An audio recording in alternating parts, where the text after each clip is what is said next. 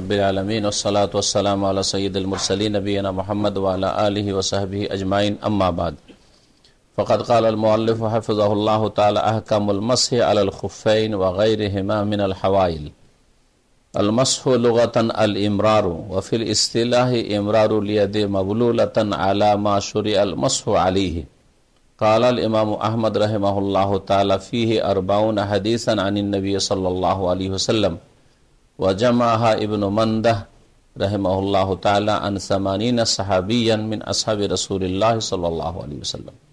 মহান আল্লাহর সমস্ত প্রশংসা যে আল্লাহ পাক রব্বুল আলামিন দ্বীনকে সহজ করেছেন এবং দ্বীন ইসলামের বিধিবিধানের ক্ষেত্রে মানুষের জন্য যেখানেই মুশকিল রয়েছে সেখানে আল্লাহ পাক আসান করেছেন। মহান আল্লাহ কোরআনে কারীমে ইরশাদ করেছেন ওয়া মা জাআলা আলাইকুম ফিদ-দীন মিন হারাজ, দ্বীনের ক্ষেত্রে ইসলামের ক্ষেত্রে তোমাদের উপর কোন রকমের সংকীর্ণতা চাপিয়ে দেওয়া হয়নি, কঠোরতা চাপিয়ে দেওয়া হয়নি। এবং নবী করিম সাল্লাল্লাহু আলাইহি ওয়াসাল্লাম বলেছেন যে বয়স্ত বিল হানিফিয়াতি সামহা, আমি একনিষ্ঠতা এবং মধ্যম পন্থার দ্বীন নিয়ে প্রেরিত হয়েছি। দ্বীন ইসলামে যে সব বিধিবিধানে সহজ করা হয়েছে, যেখানে মানুষের মুশকিল হয় সেখানে তার একটি হচ্ছে মাসেহ করা, মোজার উপর মাসেহ করা। আর এইরকমই ওযুর অঙ্গগুলির ওপর যদি কোনো রকমের এমন বাধা থাকে যে যেখানে সরাসরি ধোয়া সম্ভব হচ্ছে না, তখন মাসার বিধান রয়েছে। এমনকি ওযুতে মাথার মাসা, এটাও আল্লাহ পাকের পক্ষ থেকে সহজ করে দেওয়া। কারণ মাথাকে যদি আল্লাহ হাতের মতো, মুখমণ্ডলের মতো, পায়ের মতো ধুইতে বলতেন, তাহলে মানুষ অনেকে অসুস্থ হয়, নাকি মারাই যেত, বিশেষ করে শীতকালে। তো আল্লাহ পাক সেটাও সহজ করেছেন। আর মোজার উপর মাসা, পাগড়ির উপর মাসা, এইরকমই কোনো পট্টি, ব্যান্ডেজ, প্লাস্টার ইত্যাদি এসবের উপর মাসে করা, এটি হচ্ছে শরীয়তে আল্লাহ পাক রব্বুলের পক্ষ থেকে তাইসির, মানে সহজ করা। আজকে এই বিষয় নিয়ে আলোচনা হবে। লেখক বলছেন আহকামুল মাসহি আলাল খুফাইন, মোজার ওপর মাসহের বিধিবিধান। খুফাইন দুটো মোজা, কারণ দুটো ছাড়া একটা মোজা হয় না, পা দুটা, সুতরাং দুটো মোজা হয়। এই জন্য আমরা বাংলাতে মোজার উপর মাসা বলি, দুই মোজার উপর মাসা বলি না। আরবিতে মাসহু আলাল খুফ বলা হয় না, ও খুফাইনি বলা হয়, জওরাবাইনি বলা হয়। চামড়ার হলে খুফাইন বলা হয়, আর কাপড়ের হলে জওরাবাইন বলা হয়। জি, যেমন খুফাইনের চামড়ার মোজার উপর মাসের হাদিস রয়েছে, তেমনি কাপড়ের মোজার উপর মাসেরও হাদিস রয়েছে। বলছেন যে মোজার উপর মাসের বিধান ওয়াগাইরেহিমা, এবং মোজা ছাড়া অন্যান্য যে সব বস্তু রয়েছে, যেগুলি মিনাল হাওয়াইল, যেগুলি আপনার ওযুর অঙ্গ এবং ধোয়ার মাঝে আড় সৃষ্টি করে। ধুইবেন, পানি দেবেন, আপনি পানি বাহির থেকে আপনি অঙ্গের উপর, ওযুর অঙ্গের উপর দিতে যাচ্ছেন, কিন্তু অঙ্গের উপর কি রয়েছে? হাইল রয়েছে, মানে আড় রয়েছে, আবরণ রয়েছে, যে কোনো আবরণ। জি, তো এমন আবরণ, যে আবরণকে সরিয়ে নেওয়া একটু মুশকিল, সহজে সরিয়ে নেওয়া যায়, এখানে চলবে না, এটাও তো আবরণ ঢাকা আছে, তো ওযুতে ধুবেন না, সহজে সরিয়ে নেওয়া যাবে, তাই না? মাথায় টুপি আছে, তো টুপির ওপর কি মাসা চলবে? টুপি সহজে সরিয়ে নেওয়া যাবে, কিন্তু মোজা সরানো একটু কষ্টকর। তারপরে পাগড়ি অনেকে বাঁধতেই জানে না, অধিকাংশ লোকই বাঁধতে জানে না, কোন রকম করে বেঁধেছে অথবা কারো কাছে বেঁধে নিয়েছে, তারপরে পাগড়ি খোলা আবার বাঁধা, জটিল বিষয় আসলে।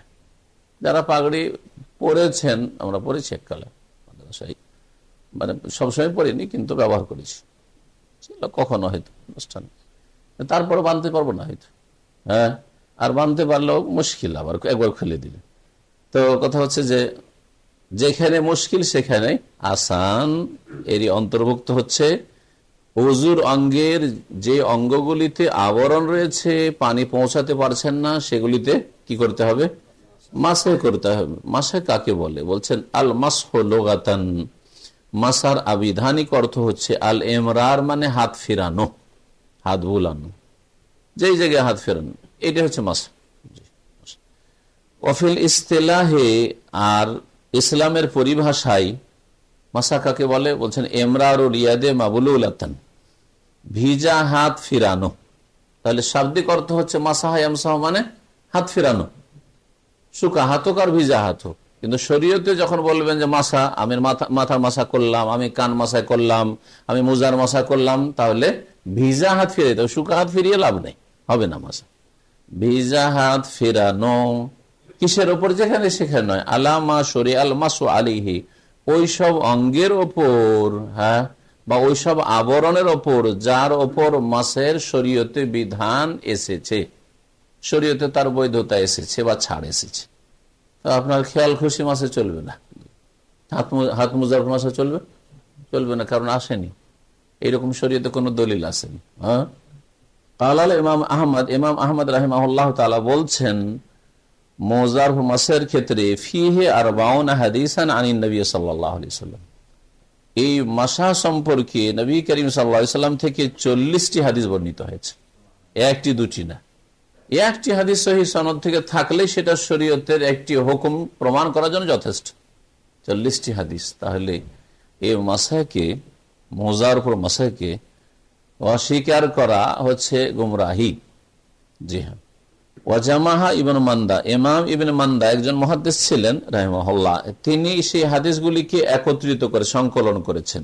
আন সামানিনা সাহাবিয়ান, 80 জন সাহাবী থেকে, 80 জন সাহাবী থেকে, মিন আসহাবে রাসূলুল্লাহ সাল্লাল্লাহু আলাইহি ওয়াসাল্লাম, রাসূলুল্লাহ সাল্লাল্লাহু আলাইহি ওয়াসাল্লামের সাহাবায়ে কেরামদের 80 জন সাহাবী থেকে তিনি হাদিসগুলি সংকলন করেছেন। অর্থাৎ বর্ণনাকারী 80 জন, এক একটা হাদিস হয়তো কয়েকজন সাহাবী বর্ণনা করেছেন, এই জন্য 40টি হাদিস বর্ণনা করেছেন কয়জন সাহাবী? 80 জন সাহাবী। 80 জন সাহাবী সাক্ষী যে আমরা রাসূলুল্লাহ সাল্লাল্লাহু আলাইহি ওয়াসাল্লামকে মুজার মাসা করতে দেখেছি বা আমাদেরকে মাসায় করতে বলেছেন ইত্যাদি, বাচনিক হাদিস অথবা আমলগত কর্মগত হাদিস। জি, হুকমুল মাসি আলাল খুফাইন, মুজার উপর মাসার হুকুম কি? হুকুম যখন বলা হবে তখন ইসলামের 5টি বিধানের যে কোনো একটি বিধান ফরজ, আর এর বিপরীত হচ্ছে এই 5টা আঙ্গুল আছে না, হুকুম। কে বলতে পারেন? হুকুম ফরজ, এর বিপরীত একবার এই দিকে, ফরজের বিপরীত, যেটা করা ফরজ আর ছাড়া ফরজ, যেটা ছাড়া ফরজ এটার নাম কি? হারাম। দুটো হইল তো, এই কাজটা হারাম, মদ খাওয়া হারাম, এটা হুকুম হইল। 5 ওয়াক্ত নামাজ ফরজ, হুকুম হইল। তারপরে দ্বিতীয় হচ্ছে সুন্নাত বা মুস্তাহাব, মুস্তাহাব বলেন সুন্নাত, আর যেগুলো নফল ভালো কাজ সবগুলিকে শামিল হবে, ব্যাপক অর্থে একটু। হ্যাঁ, মুস্তাহাব। হ্যাঁ, আর এর বিপরীত হচ্ছে না, সুন্নাত আর বিদআত, ওটা হচ্ছে আপনার এইটা হচ্ছে ফিকহের আলোচনা। আমাদের সাবজেক্ট কি? ফিকহ। ফিকহে যখন বললো সুন্নাত তো সুন্নতের মুস্তাহাব বললেন, তাহলে ভালো, মুস্তাহাব বললাম ওই জন্য। মুস্তাহাব যেটা করা ভালো, মুস্তাহাব মানে কি? যেটা করা ভালো, যেটা করা ভালো। এর বিপরীত যেটা ছাড়া ভালো, এটার নাম কি? মাকরু, অপছন্দনীয়। এটা হচ্ছে অপছন্দনীয়, মুস্তাহাব, এটা হচ্ছে অপছন্দনীয়। মাঝখানে একটা থাকলো, এদিকেও না এদিকেও না, হারামের দিকেও না, মাকরুর দিকেও না, আর এদিকে ফরজ আর সুন্নাত মুস্তাহাবের দিকেও না, মাঝখানে, এটার নাম কি? মুবাহ, জায়েজ। মুবাহ বলেন আর জায়েজ বলেন। হ্যাঁ, জায়েজ। সমুদ্রের বিচে যাওয়া জায়েজ, বিদেশে আসা, সৌদি আরবে কাজ করতে আসা জায়েজ না সুন্নাত? মুস্তাহাব? তাও মুস্তাহাব না, বরং বাড়িতে থাকলে ভালো, বেশি আত্মীয় স্বজনদের সাথে যোগাযোগ থাকতো। হ্যাঁ, কিন্তু যেটা মক্কা মদিনা আসা, পার্থক্য হয়ে গেল। সৌদি আরব কাজ করতে আসা আর মক্কা মদিনা আসা। জি, হজ উমরার উদ্দেশ্যে অথবা নামাজ পড়ার জন্য। হজ উমরা হলে তো জীবনে একবার হজ ফরজ, বা জীবনে উমরাও ফরজ, এটা হচ্ছে ঠিক, যদি ইখতিলাফ এই ব্যাপার আছে। কিন্তু মক্কা মদিনাতে মসজিদে হারাম, মসজিদ নববীতে সালাত আদায় করতে, নামাজ পড়তে যাব, এটা কি? মুস্তাহাব। মুস্তাহাব কাজ, ওয়াজিব নাই, ফরজ নাই, কিন্তু মুস্তাহাব, নেকির কাজ, করলে ভালো। যত নামাজ পড়তে পারেন আপনি মসজিদে নববীতে আর মসজিদে হারামে, ভালো। বুঝতে পেরেছেন? এবার এরপরে যেন বারবার না বলতে হয়। যখন বলবো হুকুম, মেলাবার আসবে, হুকমুল মাসি আলাল খুফাইন, 2টি মোজা যে পড়েন আপনি, এই মোজার উপর মাসার হুকুম কি? ফরজ, হ্যাঁ, না হারাম, না মুস্তাহাব, নাকি কি বলবো মাকরুহ, নাকি জায়েজ? রুখসাতুন ফেলুহু, মোজার মাসা করা হচ্ছে ছাড়, ছাড় দেওয়া হয়েছে, করতে পারো, তার মানে কি জায়েজ। যেটা ছাড় দেওয়া হয়েছে সেটা হচ্ছে জায়েজ, তোমাকে ছাড় দেওয়া হয়েছে, করলে করতে পারো। হ্যাঁ, আপনার ডিউটি আছে, তারপর মালিক বলছে যে তুমি আজকে ডিউটি অফ করতে পারো, অনেক সময় শরীর খারাপ, তো বলছে তুমি গেলে যেতে পারো, বলে না? বলে না? তার মানে কি, যদি বলে যে আমি যাবো না, ডিউটি করবো, তুমি অন্যায় করলেন। হ্যাঁ, ছাড়। জি,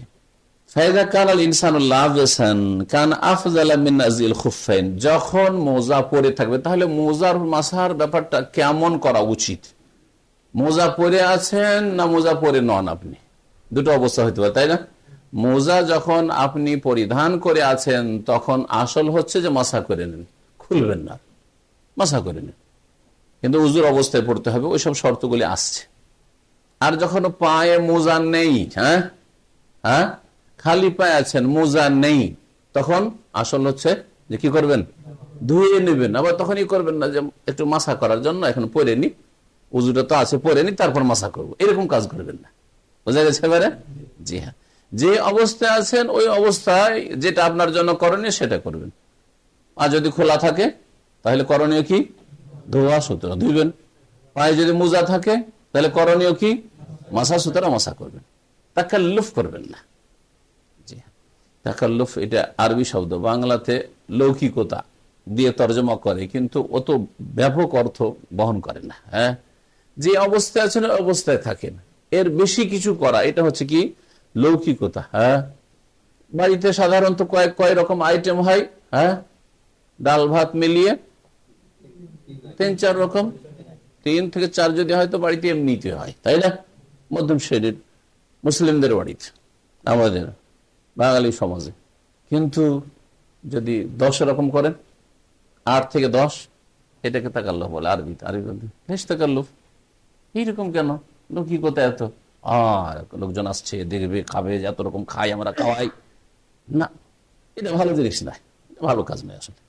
নর্মালি থাকা ভালো, যেরকম খাওয়া দাওয়া করছেন মোটামুটি। আপনার বাড়িতে কখনো ডাল ভাত খাচ্ছেন, ওইটা রাখবেন না একবারে নিম্নমানের, কখনো 1-2টি দিয়ে খেয়ে নিচ্ছেন, হয়তো মধ্যম 3-4টা খান কখনো ছেলে মেয়ে কিনে, ওই রকম রাখলেন হয়তো। জি, তো মাসার ক্ষেত্রে ওই রকমই লৌকিকতা করবেন না, যে না ভাই মোজার মাসা যখন আছে শরীয়তে আমি মোজা পরেই করব। আর আরেক দল কট্টরপন্থী বিদ্যার্থী, না না না না, মোজার মশা করা যাবে না, বিশেষ করে কাপড়ে মোজা, মোজার মশা খুলে ফেলো, ওটাও করবেন না। জি, ফায়দা কানুল ইনসানুল্লাহ বেসান, যখন মানুষ মোজা পরে থাকবে, কান আফজালা মিন নাজিল খুফাইন, তখন মোজা খোলার চাইতে মোজার মশা করা ভালো। ছাড় আছে তো যে অবস্থায় আছে ওই অবস্থায় আমল করে। ওয়া গাসলুর রিজলাইন আখজান বিরুখসাতিল্লাহ আযza ওয়া জাল্লা, মিন নাজিল খুফাইন, মোজা খোলার চাইতে আর পা ধোয়ার চাইতে কি ভালো? মাসা করে না ভালো যখন পরে আছেন তখন। কেন? আল্লাহর ছাড় আপনি গ্রহণ করলেন, আল্লাহ যখন ছাড় দিয়েছেন তো আল্লাহর ছাড় কি করলেন? গ্রহণ করলেন। এই সময়টাই আমার মোজা পরে আছে আর আল্লাহ ছাড় দিয়েছেন তো নিয়ে নিলাম। জি, কেউ যদি আপনাকে কোনো কিছু ছাড় দেয় আর না নেন, সেটা আবার ভালো দেখায় না অনেক সময়। হ্যাঁ, অনেক সময় ভালো দেখায় না। জি, অনুসরণ করলেন আপনি। বেদাতীদের বিরোধিতা করেন, বেদাতী কট্টরপন্থী। চামড়ার মোজার ব্যাপারে শিয়ারা কট্টরপন্থী না, আর কাপড়ের মোজার ব্যাপারে আমাদের সমাজের বিদাতিরা কট্টরপন্থী। কাপড়ের মোজা মশা করতে দেওয়া যাবে, হ্যাঁ, কাপড়ের মোজায় তো মশা চলবে, অথচ সোনানের হাদিস সেই হাদিস রয়েছে। ওয়াইন কানা খালিয়ান, আর যদি খোলা পা হয়, খালা এখলাও মানে খোলা, আসলে বাংলাতে খোলা বলি, আরবিতে খোলা, এই যে খোলার বিবাহ। জি হ্যাঁ, এই যে খোলা বিবাহ বিচ্ছেদকে খোলা বলা, আর এখানেও খালা এখলাও মানে খালা না, ফাখলা না আলাইক, তোমার জুতা খুলো, আল্লাহ বলছেন মুসা আলাইহিস সালামকে, ইন্নাকা বিল ওয়াদিল মুকদ্দাস তুয়া, ফাখলা, খালাম আইন, খালা মানে খোলা। জি, যদি পা খোলা থাকে ফাল আফজাল গাসলুর রাজলাই, তখন উত্তম কি? তখন পা ধোয়া, কেন খোলা আছে ধন, এটি আসল। ওয়াকাদ কানা নবী সাল্লাল্লাহু আলাইহি ওয়াসাল্লাম লা ইয়াতাকাল্লাফু, এই দেখ তাকাল্লুফ শব্দটি ব্যবহার করেছেন। নবী কারীম সাল্লাল্লাহু আলাইহি ওয়াসাল্লাম লৌকিকতা করতেন না, তাকাল্লুফ করে, ইদ্দাহালি, তার অবস্থার বিপরীত, যে অবস্থায় আছেন সে অবস্থা অনুযায়ী ওযুতে আমল করতেন। তার অবস্থার বিপরীত তিনি লৌকিকতা করতেন না। আল্লাতী আলাইহা কাদমাহু, যে অবস্থায় তার 2 পা থাকতো। বাল ইন কানাত ফিল খুফাইনে, যদি মোজায় থাকতো 2 পা, মানে মোজা পরিধান করে আছেন, মাসআহাল খুফাইন, তখন 2 মোজাতে মাসা করতেন। ওয়াইন কানাত মাকশুফাতাইন, আর যদি পা খোলা থাকতো, গাসালাল কাদমাইন, তখন পা ধুয়ে নিতেন। ফালা ইউশরাউ লুবসুল খুফ, যখন পা খোলা আছে তখন মোজা পরে নি তারপরে মাসা করি, এরকম করা শরীয়ত সম্মত নাই।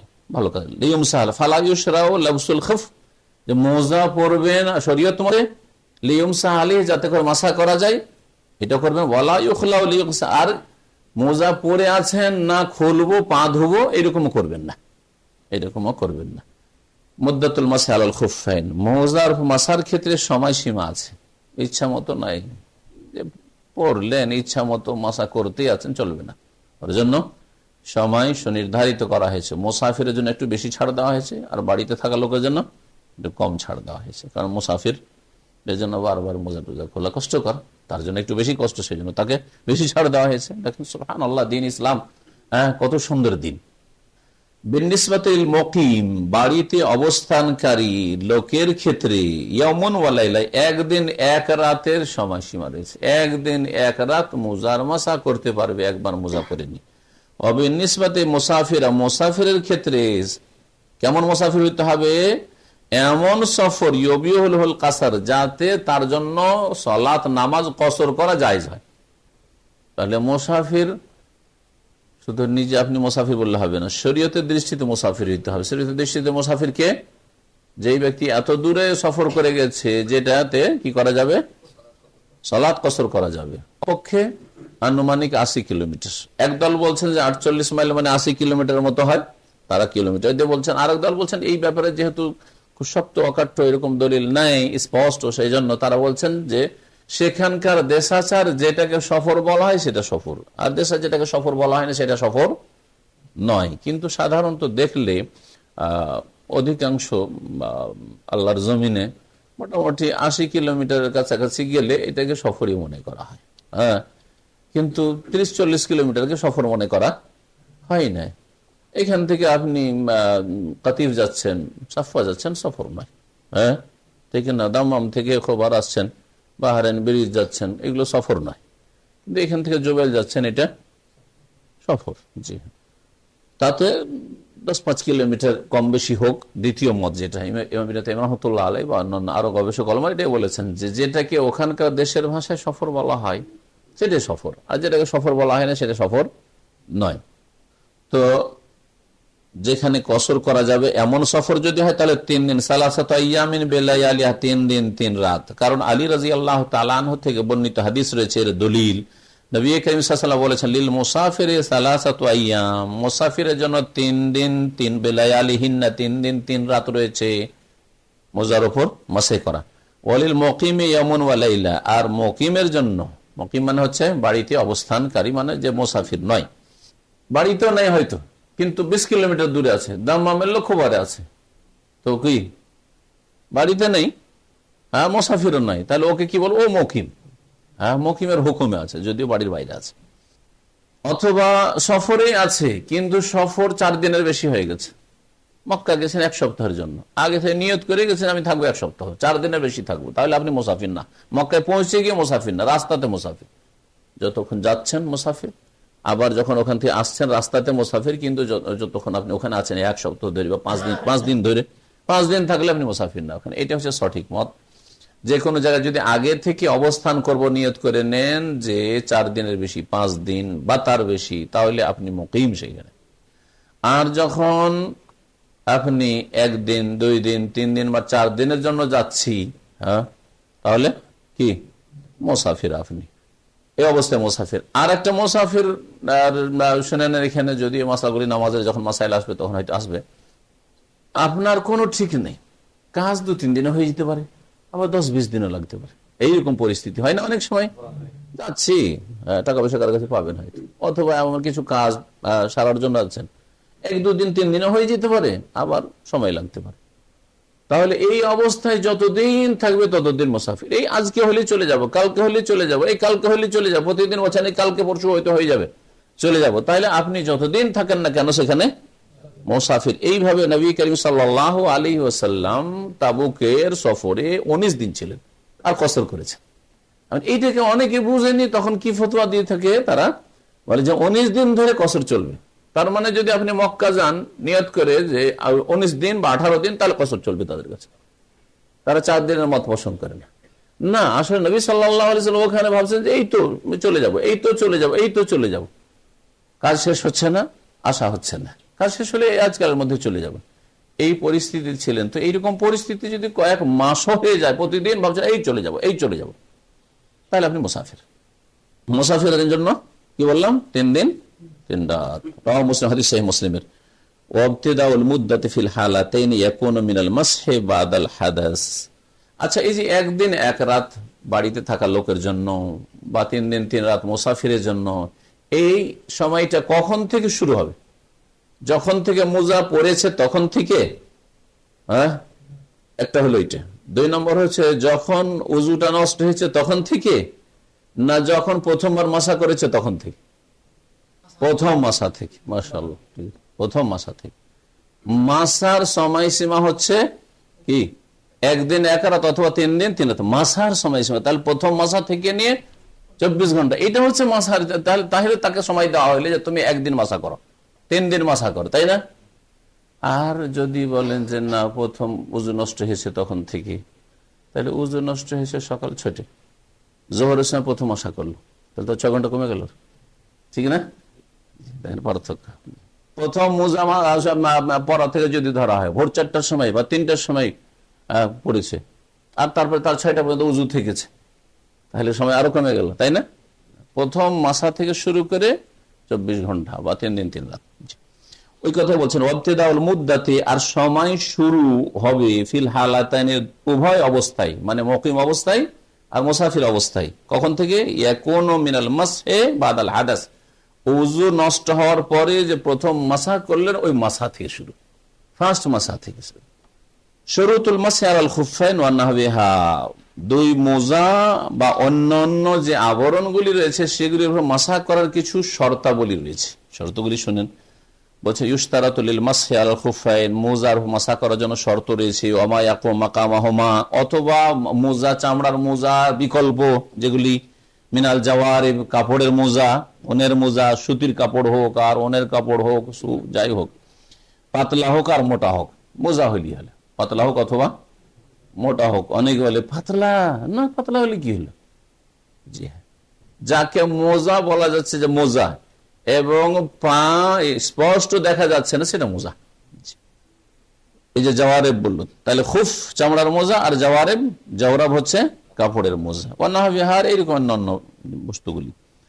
প্রথম শর্ত আইয়াল বাসাহা বাদা কামালি তাহারাহ বিলমা, পানির দ্বারা পূর্ণ পবিত্রতা অর্জনের পরে সেটা পরিধান করবে। পানির দ্বারা পূর্ণ তাহারাত, গোসল ফরজ থাকলে গোসল করেছে, উজু নেই উজু করেছে, এটা হচ্ছে পূর্ণ তাহারাত। মিনাল হাদাস থেকে, বড় হাদাস, বড় নাপাকি এবং ছোট হাদাস, সমস্ত হাদাস থেকে পূর্ণ তাহারাত হাসিল করবে। কি দ্বারা?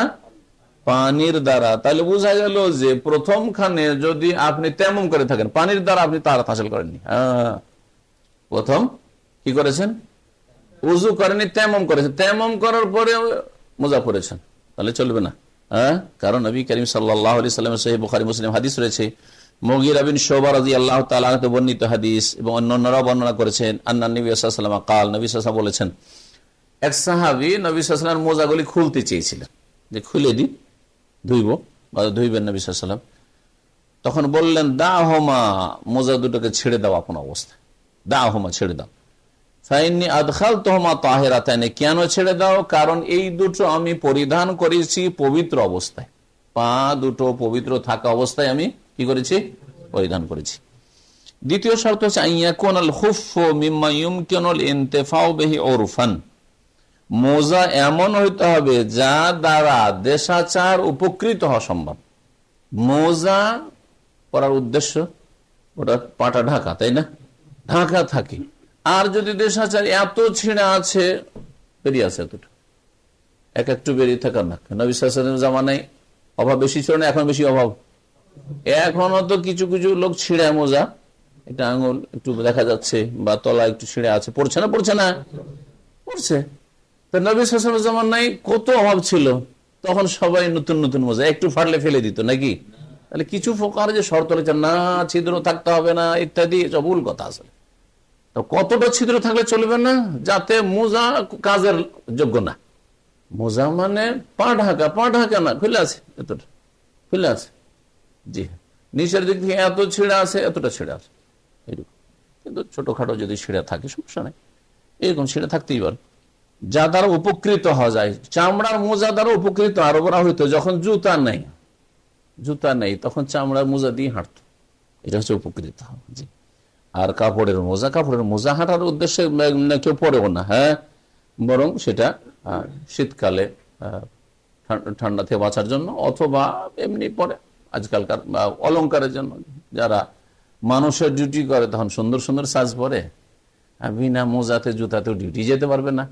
আর আল্লাহর সামনে যখন ডিউটি করে তখন ওই রাতে সারা রাত লুঙ্গি পরেছিল, আর লুঙ্গিতে কত যে ঘেমেছে আর গন্ধ হয়েছে, ওইটাই নিয়ে হাসি পজরে। বুঝতে পেরেছেন? একটা গল্প মনে পড়ে গেল, 2-3 দিন আগে পড়লাম।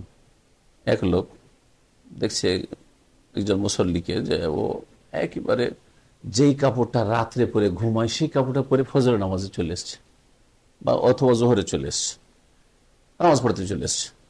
তখন ওকে শিক্ষা দেওয়ার জন্য যদি বলে যে না আপনার এটা উচিত নয়, তো ঝগড়া লাগিয়ে দিবে আজকালকার লোক, তাই না? তো বলছে যে চলেন আপনার দাওয়াত থাকলো, খাওয়া দাওয়া করেন আমার বাসায় খাওয়া দাওয়া করেন, দাওয়াত থাকলো, চলেন। তো না, আজকে যাওয়া যাবে না। কেন? বলছে কাপড় চোপড় ভালো না, আপনার বাসায় যাওয়া যাবে না। সুবহানাল্লাহ, আমার বাসায় কাপড়ে যেতে পারবেন না, আর আপনি আল্লাহর বাসাতে, আল্লাহর ঘরে বাইতুল্লাহতে চলে এসছেন নামাজ পড়তে, আল্লাহর সামনে হাজিরা দিতে। চিন্তা করেছেন? লোকটা লজ্জাও পেল, শিক্ষাও হয়ে গেল।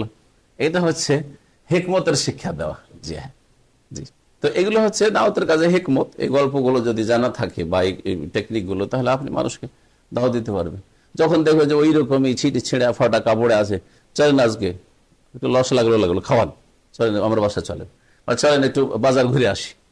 না ভাই, বাজার যাওয়া যাবে না, লুঙ্গিতে আছে, হ্যাঁ, ছিঁড়া কাপড় আছে, পুরানো দেখছেন না, পুরানো কাপড় বিয়েতে যাওয়া যাবে না। তখন ওকে বললেন যে আপনি আল্লাহর ঘরে কি করে আসেন ওই কাপড় পরে, আল্লাহর সামনে কি করে হাজিরা দিলেন, অথচ কফিলের সামনে হাজির হইতে লজ্জা পান। জি। তৃতীয় শর্ত হচ্ছে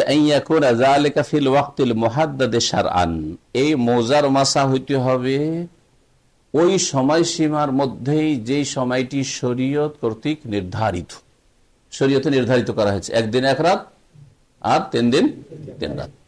4 নম্বর শর্ত হচ্ছে, তাহলে কেউ যদি সফরে 3 দিনের বেশি করে হবে না, তাই না? বাড়িতে থেকে 1 দিনের বেশি কেউ যদি মোজার মাসা করতে থাকে তাহলে হবে না। মোজার মাসায় যখন হলো না তখন উজু হলো না, উজু যখন হলো তো নামাজ হবে না। হালকা কথা নাই, আসলে বিষয়গুলি বুঝতে আপনাকে। 4 নম্বর শর্ত হচ্ছে তাহারাতু আইনিল খুফফি, মোজাটি যেন কি থাকে, পবিত্র থাকে, মোজা যেন পাক পবিত্র থাকে, অথবা যেটার উপর মাসা করছে সেটা যেন পাক পবিত্র থাকে। চামড়ার মোজা হইলেও অথবা কাপড়ের মোজা হইলেও, যা কিছু হোক না কেন, বা কোনো আবরণ হইলেও, যে কোনো আবরণ আছে সেটা কি হইতে হবে, পাক হইতে হবে। ফালা ইয়াসিহুল মাসু আলা জিলদি মাইতাতিন, সুতরাং কোন মৃত জীবজন্তুর চামড়ার উপর মাসা চলবে না। মোজা হচ্ছে এমন জন্তুর যেটা মৃত, তাহলে চলবে না। আওকালবিন, অথবা কুকুরের চামড়া দিয়ে মোজা তৈরি করা চলবে না। এটা হলো কি, নাপাক। আচ্ছা, এর চাইতে ভিন্ন নাপাক বুঝায়, আপনার মোজাতে পেশাব লেগে আছে, মোজাতে পায়খানা লেগে আছে, হ্যাঁ, মোজাতে রক্ত লেগে আছে, চলবে না? নাপাকে আছে, নাপাক যেন না হয়, অন্যা হবে জালিক ইত্যাদি ইত্যাদি। ওয়ায়াজুজুল মাসহু আলাল আমামাতি বিশারত, তখন তো মোজার মাসার কথা হইল। পাগড়ির উপর মাসা বলছে, পাগড়ির উপরে মাসার জন্য 2টো শর্ত রয়েছে, তাহলে পাগড়িতেও মাসা চলবে, মনে রাখেন। জি। এক শ্রেণীর ফুকাহারা পাগড়ির উপর মাসাকে মানে না, তারা বলছে না, পাগড়ির উপর মাসা না, পাগড়ির সাথে কপালে মাসা করতে হবে, হ্যাঁ, আর এখান থেকে নিয়েছে কিছু চুল ছুঁতে হবে, পাগড়ি দিয়ে তো চুল ঢাকাই থাকে, শুইতে হবে, আর সেটা কতটা, 4 ভাগের 1 ভাগ। আর এইখান থেকে তখন ওই হানাফি মাযহাব ফতোয়া নিয়েছে যে রোগ রাস, মানে মাথার 4 ভাগের 1 ভাগ হচ্ছে ফরজ, ওইটা আপনি করে নিলেন এখানে, তারপরে পাগড়ির উপর হাতটা ফিরিয়ে দেন। জি, ওটা অ্যাডিশনাল, অতিরিক্ত হইল তাদের কাছে। কিন্তু নবী করিম সাল্লাল্লাহু আলাইহি ওয়াসাল্লাম জীবনেও 4 ভাগের 1 ভাগ অথবা অর্ধেক অথবা 3 ভাগের 1 ভাগ এইরকম মাথার মাসা কখনো করেননি, খালি মাথাতেও করেনি আর পাগড়িতেও করেনি, বরং পূর্ণ মাথায় কি করেছেন, মাসাই করেছেন, যেমন উজুর অধ্যায়ে বিস্তারিত আলোচনা করেছি।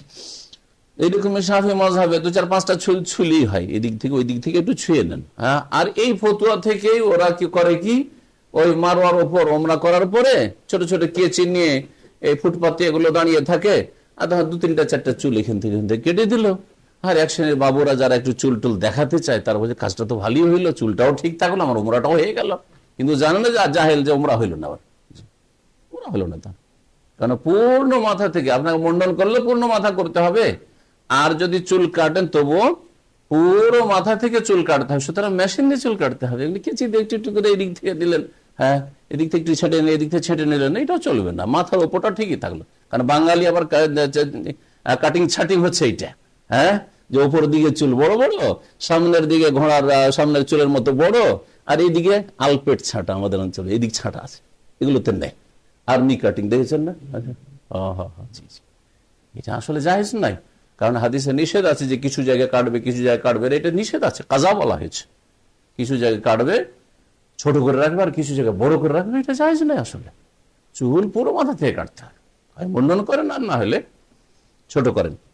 এমনিতেও আর বিশেষ করে ওমরা বা হজের পরে পাগড়ির উপর মাসার ক্ষেত্রে দুটো শর্ত রয়েছে। আহাদহুমা, প্রথম শর্ত হচ্ছে তাকুনু সাতিরাতান লিমা লাম তাজরিল আদাতু বিকাশফিহি মিনার রাস, এতটা যেন ঢাকা থাকে মাথার, যেটা সাধারণত পাগড়ি দিয়ে ঢাকা থাকে। পাগড়ি বাঁধার পরে সাধারণত সেটা খোলা থাকে না, এইরকম যেন ঢাকা থাকে, পাগড়ি দিয়ে ঢাকা থাকে, পুরো মাথা ঢাকা থাকে।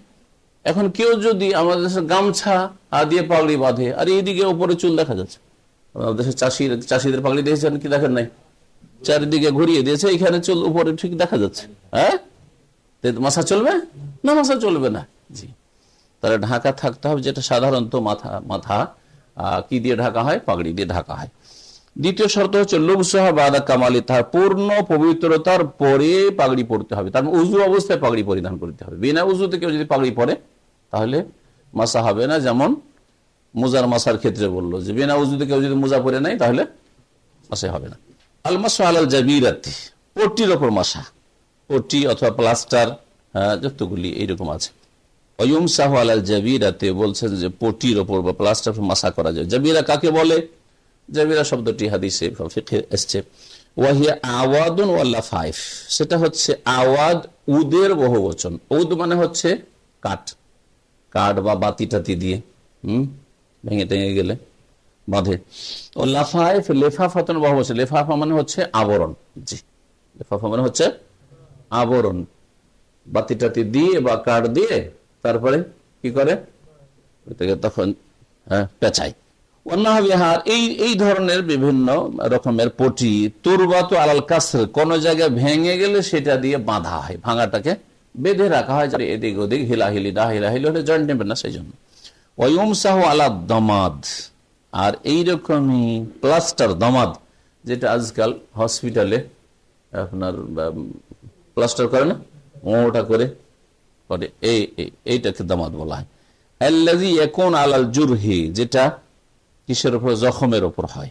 ওয়াকাযালিকা ইউমসাহু আলাল লুসুক, এইরকমই যেসব টেপ, এগুলো কি বলে, যে ছোট ছোট করে যায় থেকে কেটে গেছে বা হয়েছে, হ্যাঁ, ওয়ান টাইম মানে একবার ব্যবহার করা, হ্যাঁ, ছোট ছোট টেপ ধরনের টেপ লাগায়। লাস্ক মানে কোনটা যেটা আঠা আছে লাগিয়ে দিল, যতক্ষণ আঠাটা থাকলো থাকলো, জি হ্যাঁ, হয়তো পানি পৌঁছে দিবেন না, অথবা ওখানে যাতে ধুলোবালি না পড়ে, হ্যাঁ, প্রয়োজন না হয়, এই আর কি। আল্লাযী ইউজআলু আলাল কুরহ, যেটা ঘায়ের উপর লাগা, কারহুন মানে হচ্ছে ঘায়ের উপর বা কোন জখমের উপর লাগানো হয়।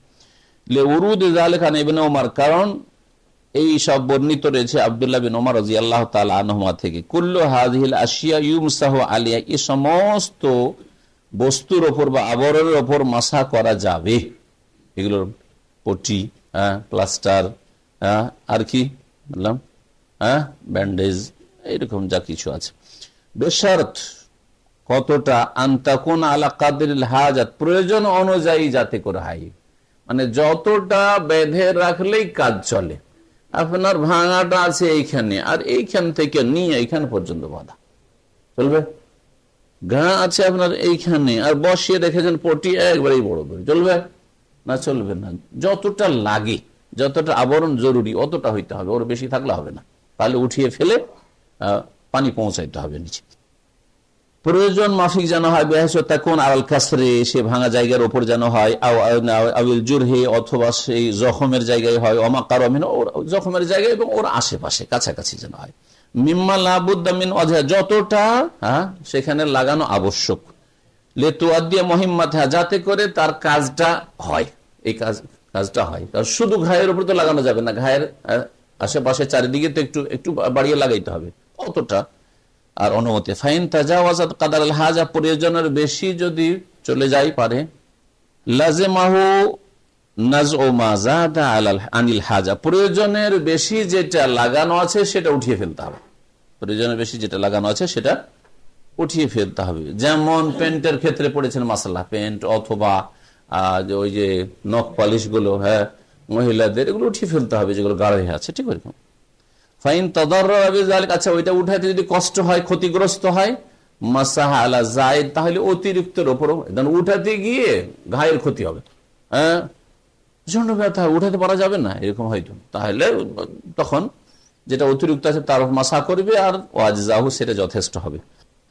এরপরে কয়েকটি আরো মাসাইল বলছেন এইরকমই জখমের সাথে সম্পর্কিত। ওমান বিহি জুরহুন লা ইয়াখলু মিন উমুর, যার শরীরে জখম আছে তার কয়েকটি অবস্থা হইতে পারে।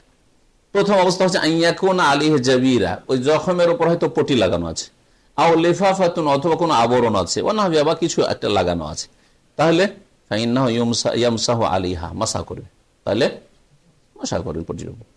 দ্বিতীয় হচ্ছে আল্লাহ ইয়াকুন আলিহি জাবিরাতুন আও লিফাফা, কোনো আবরণ নয় আর কোনো পটি নেই। ফাইন লাম ইয়াতাদাররার বিগাসলিল জুরহি, তাহলে দেখতে হবে যে এর উপর দিয়ে যদি জখমের উপর দিয়ে, ঘায়ের উপর দিয়ে পানি বহানো হয় তো এতে ক্ষতি হবে কি? যদি ক্ষতি হয় তাহলে করবে না, কিন্তু ক্ষতি যদি না থাকে তাহলে ধুইবে।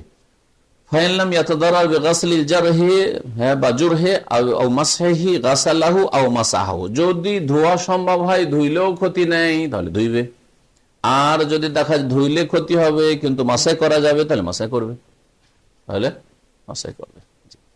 আমরা আপনারা জানা আছে আপনাদেরও কারো কেটেছে বা জখম হয়েছে, হয়নি?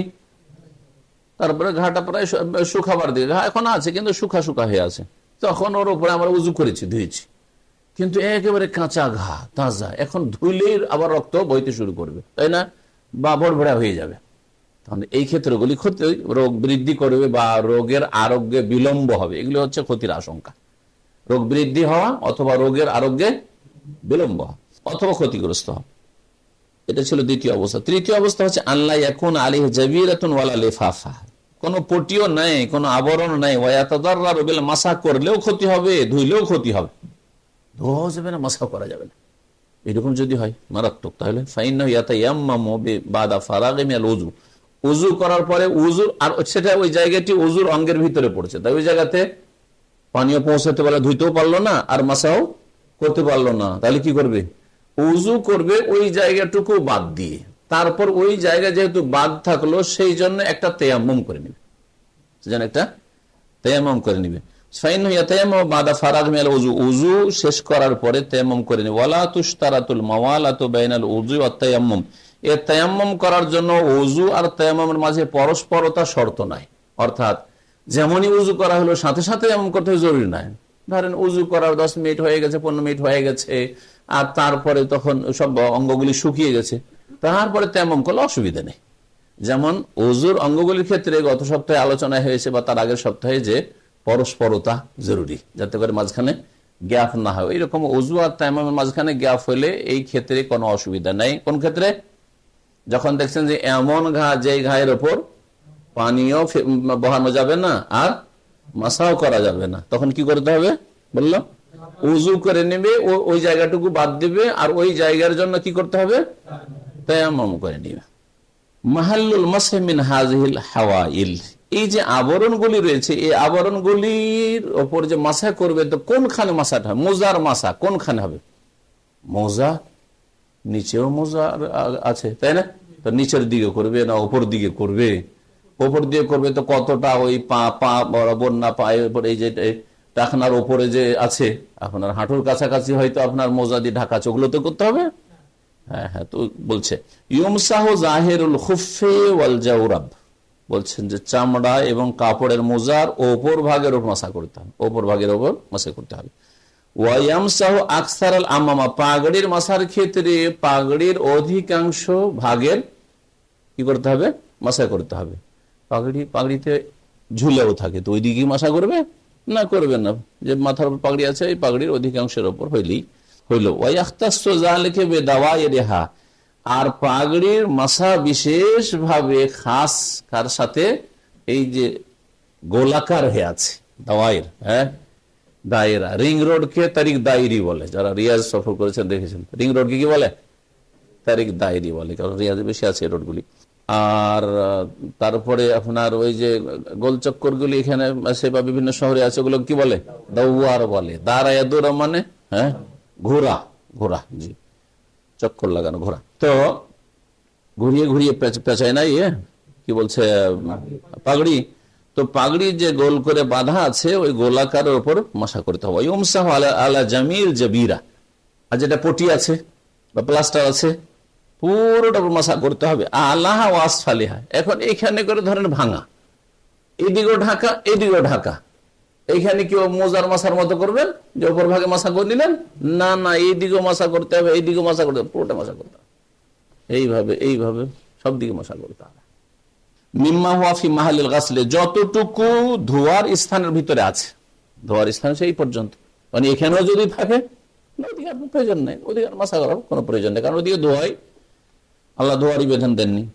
একটাই শুধু পয়েন্ট আছে, সিফাতুল মাসহি আলাল খুফাইন ওয়া নাহবিহিমা, মোজার উপর মাসের বিবরণ তরিকা, ওয়া নাহবিহিমা বা এইরকমই যেসব আবরণগুলি রয়েছে এগুলোর মাসার তরিকা কি, কেমন করে মাসা করবেন। বলছে আইয়াদা আসাবিয়া ইয়াদাইহি মাবুল্লাতাইন বিল মাই, পানির দ্বারা দুই হাতের আঙ্গুলগুলিকে ভিজিয়ে, দুই হাতকে ভিজিয়ে কি করবে, আঙ্গুলগুলিকে রাখবে কোথায়, আল্লাহ আসাবি রিজলাইহি, দুই পায়ের আঙ্গুলের উপর, হাতের আঙ্গুলকে পায়ের আঙ্গুলের উপর রাখবে। সুম্মা ইউমিরহুমা ইলা সাকিহি, তারপরে সেই দুই হাতকে ফেরাবে কতদূর পর্যন্ত, তার পায়ের গোছা, এই যে টাকনার ওপরে যাচ্ছে, টাকনার ওপর দিকে আর যাওয়া দাও, টাকনা পর্যন্ত, এই পর্যন্ত। ইয়ামসাহু রিজলাল ইউমনা বিল ইয়াদিল ইউমনা, ডান পায়ে মাসা করবে ডান হাত দ্বারা, ওয়া রিজলাল ইউসরা, বাম পায়ে মাসা করবে বিল ইয়াদিল ইউসরা, বাম হাতের দ্বারা। তাহলে কি করবেন, এই ডান হাত নেবেন, ডান হাত নিয়ে আর বাম হাত বাম পায়ের উপর। ওয়ায়ুফাররিজু আসাবিয়াহু, যখন মাসা করবেন তো হাতের আঙ্গুলগুলো এরকম চিপে রাখবেন না, একটা অপরের সাথে করে জড়িয়ে রাখবেন না, ফাঁক ফাঁক করে রাখবেন। এদা মাসার সময় হাতের আঙ্গুলগুলিকে কি করে রাখবে, ফাঁক ফাঁক করে। ওয়ালা ইউকাররিরুল মাসা, মাসা একাধিকবার করবেন না, একবার। এই কথা চিন্তা করবেন না যে তিনবার করে ধোয়ার ব্যাপার সবার ছিল তো তিনবার মাসা করবো না, তিনবার মাসা নয়, একবার শুধু মাসাই করবেন। আলী রাদিয়াল্লাহু তাআলা আনহু থেকে একটি হাদিস বর্ণিত রয়েছে যে লাউ কানা দ্বীনু বির রাই, মানুষের খেয়াল খুশি, মানুষের যুক্তির ভিত্তিতে যদি দ্বীনে ইসলামের বিধিবিধান হইতো, তাহলে লাকানা আসফাল আল খুফে আউলা বিল মাসহি মিন আলাহু, তাহলে মোজার নিচের ভাগ মাসা করাটা বেশি যুক্তিসঙ্গত হইতো মিন আলাহু, ওপরের ভাগের তুলনায়। অথচ রাসূলুল্লাহ সাল্লাল্লাহু আলাইহি ওয়াসাল্লাম কি করেছেন, মাসা করেছেন ফি আলা খুফাইহি বা ফি আলা খুফাইহি, মোজার ওপর ভাগের মাসা করেছেন, নিচের ভাগে মাসা করেননি। তিনি যে যুক্তির কথা বলেছেন ওইটা একটা যুক্তি, আর শরীয়তে যে মোজার ওপর ভাগে মাসা রয়েছে এর যুক্তি রয়েছে, ওর চাইতে বেশি শক্তিশালী যুক্তি। যুক্তি, মানুষের দৃষ্টিভঙ্গি চেঞ্জ হলে যুক্তি চেঞ্জ হয়ে যেতে পারে, তাই না? যেমন যার দৃষ্টিভঙ্গি হবে তেমন তার যুক্তি হবে, বুঝছেন না? আপনার দৃষ্টিভঙ্গি যে খাই না খাই আমি ছেলে মেয়ে স্ত্রী নিয়ে বাড়িতে থাকবো, তাহলে আপনার দেশে থাকা টাকা আপনি প্রাধান্য দিচ্ছেন, দৃষ্টিভঙ্গি যেহেতু চেঞ্জ। আর জন বলছে ভাই ছেলে মেয়েকে যদি সুখে রাখতে পারি আর ভালো খাওয়াইতে পারি আর দূরেও থাকতে হয়, বাপ মা থেকে ছেলে মেয়ে থেকে, তাই ভালো, ও দৃষ্টিভঙ্গি আলাদা, পয়সা, ঠিক না? বা একটু সুখের জীবন ছেলে মেয়েদের। আর একলো বলছে আমি সুখের জীবনটা চাই না, ও গাছের তলায় বাস করো, বিবি বাচ্চা নিয়ে বাস করো। দৃষ্টিভঙ্গি চেঞ্জ হওয়ার জন্য দুজনের রাস্তা চেঞ্জ, একজন বসে বিদেশে, আর একজন বাড়িতে থাকো, ঠিক কিনা? জি হ্যাঁ। তো ঠিক ওই রকমই বিষয়টি আলী রাদিয়াল্লাহু তাআলা বলছেন যে যুক্তির ভিত্তিতে মাসা যদি হইতো তাহলে কি হইতো? মাসা পায়ের তলায় হইতো। কেন? ওনার যুক্তি, উনি যুক্তিতে বলছেন যে এটা করতে হবে, কিন্তু তোমরা যুক্তি পেশ করিয়ে না, নবী যেটা করেছেন সেটা করে, এটা বলতে চাইছেন। উনি যে যুক্তির ইঙ্গিত করেছেন সেটা হচ্ছে যে কেউ এই যুক্তি পেশ করতে পারে যে ধুলো লাগছে মোজার কোন দিকে? নিচে, তো ধুলো লাগলো নিচে, সুতরাং মাসা করব নিচে। এটা হলো একটা যুক্তি। কিন্তু শরীয়তে যে অপর ভাগে মাসের কথা বলা হয়েছে তাতে আর এক যুক্তি আছে, এর চাইতে বেশি সূক্ষ্ম আর শক্তিশালী। হ্যাঁ, সেটা হচ্ছে যে নিচে এমনি ধুলো লেগে আছে, আর তারপর তাতে যদি মাসাই করা যায় তাহলে ধুলোগুলো ঝরবে না আরো আঠা হয়ে লেগে যাবে আপনার মোজা তলায়? লাগবে না? লাগবে না? আর যখন লেগে যাবে, এক তো মাসা করলেন তখন একটু পানি পৌঁছে রসলো, পানি লাগলো, আর তারপরে ধুলো লেগে আছে, তখন গন্ধ বেশি হবে কি হবে না? তো পায়ের তলায় আরো গন্ধ বাড়বে। এমনি তো মোজার পায়ের তলায় গন্ধ করে, আর আরো গন্ধ বাড়বে কি বাড়বে না? সুতরাং এই যুক্তি দেখেন, এই যুক্তি কি বলে যে মাসা করতে হবে কোথায়? এমন জায়গায় যাতে করে তাড়াতাড়ি মোজাতে গন্ধ না ছড়ায়, সেটা হচ্ছে অপর ভাগ। দেখলেন না? এই জন্য বললাম যে মানুষের যখন দৃষ্টিভঙ্গি, নোক্তায় নাজার, মানুষের দৃষ্টিভঙ্গি যখন চেঞ্জ হয়ে যায় তখন মানুষের কাজকর্ম চেঞ্জ হয়ে যায়, ভাষা চেঞ্জ হয়ে যায়। একজন মানুষ মুমিন, আল্লাহ ভীরু, তার সামনে দুনিয়াও আছে, আখেরাত আছে, কিন্তু দুনিয়া আখেরাতের তুলনায় তুচ্ছ। সুতরাং সে দুনিয়ার জন্য অত মরিয়া নয়। আসলো আসলো না, এটা আসলো, আর এটা আল্লাহ যা খাচ্ছে আলহামদুলিল্লাহ, দিন তো পার হয়ে যাচ্ছে, কিন্তু আমার আখেরাত ঠিক রাখতে হবে, আখেরাত ঠিক রাখতে হবে। কিন্তু অধিকাংশ লোকের দৃষ্টিভঙ্গি যেটা নগদ নগদ শরীরের চাহিদা পূরণ হচ্ছে, ঘুম, একটু ঘুমের দরকার, ফজর ছাড়লো, জামাত ছাড়লো, তাই না? জি হ্যাঁ, পয়সার দরকার, সুতরাং কিছু হারামও খেলো, জি হ্যাঁ, জি হ্যাঁ, রাতারাতি বড় লোক হইতে হবে, এই পয়সা দিয়ে কতদিনে আমার ঋণ পরিশোধ করবো, সুতরাং 9-6 এদিক সেদিক করতে হবে। দুনিয়াকেই যখন গন্তব্যস্থান মনে করে নিয়েছে তখন তার কাজকর্ম, ভাষা, চাল চলন, সবকিছু চেঞ্জ হয়ে গেছে। আল্লাহ পাক যেন বুঝার তৌফিক দান করেন, আর যা কিছু আমরা শুনলাম তা থেকে আমাদেরকে যেন উপকৃত করেন, আমাদের পরিবারকে উপকৃত করেন, আমাদের দুনিয়া আখিরাতকে আল্লাহ পাক ভালো করেন। ওয়া সাল্লাল্লাহু আলা নবিয়িনা মুহাম্মদ ওয়া আলা আলিহি ওয়া সাহবিহি আজমাইন।